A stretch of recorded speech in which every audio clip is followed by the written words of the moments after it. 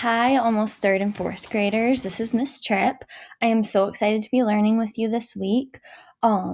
This week, we are going to be doing a theme park challenge. So you are going to be in charge of creating your own theme park, and it's going to be so much fun. I can't wait to share it with you. So, when you're thinking about creating your theme park, you're going to need a map. So this is, if we're beginning with the end in mind, this is our end. We want to create some type of map so that our guests can get around our park and so that we know all the different parts of our park. But before you do that, you need to choose a theme for your park. So there's lots of different types of theme parks. There's water parks, there's theme parks with zoos or theme parks with aquariums. There's different types of themes. So there's ocean theme parks and winter theme parks and Disney theme parks. So you're going to get as creative as you want with this. I'm just going to share some ideas with you here. You could also research yourself and go on Google and try to figure out different types of theme parks and kind of make their ideas your own. So right here, this is Hershey Chocolate Town. It's in Pennsylvania, which is in the United States. So here they actually have a zoo included in their theme park, and it's owned by the Hershey chocolate. So there's different, obviously, desserts that are really good. And I think here you can actually, when I was researching it, you can actually learn how they make the chocolate, which is really awesome.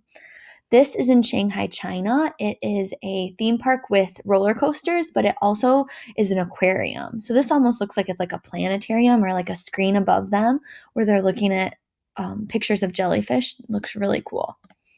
This is an indoor water park. There's also outdoor water parks. So that's also a choice that you could do.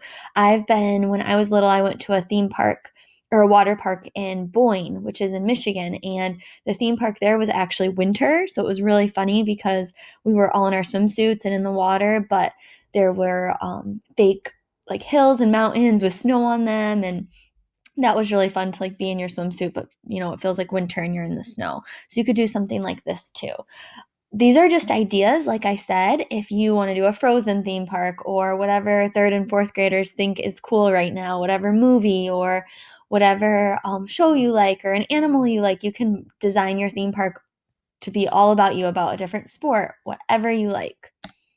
So once you've picked your theme, you're going to need to think about amenities that your guests will need. So bathrooms, lockers.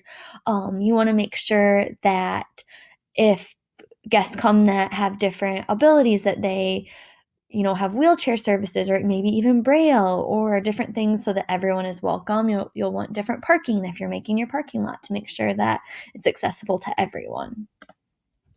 You also want to add some fun things in your park. So you can make this as intricate or as simple as you like. So here I added, when I was little, my favorite part of theme parks was Dippin' Dots, the ice cream. It's like little ice cream balls. So you could add Dippin' Dots. You could add kind of like a food court or a cafeteria. You could add different like carnival little stands like this. You could add different games, anything that you think will make people really want to come to your park and make it different. So this is a map. One thing I don't like about this map is there's not a title. So I'm not sure what park this map goes to, but I love that they have this little key or legend. Pretty similar words. Key and legend can kind of be used interchangeably. So, for example, if someone got hurt and they needed first aid, if they look at this sign, they can find on the map exactly where first aid is, or ATM if they need to get money out. This was one of my favorite maps I found. I think it's really fun because it's really colorful. So that's something you'll want to think about adding in your map. But I also really like it because they divided the attractions and amenities. So for example, they listed all of the different rides that they have over here. This looks like it's a water park.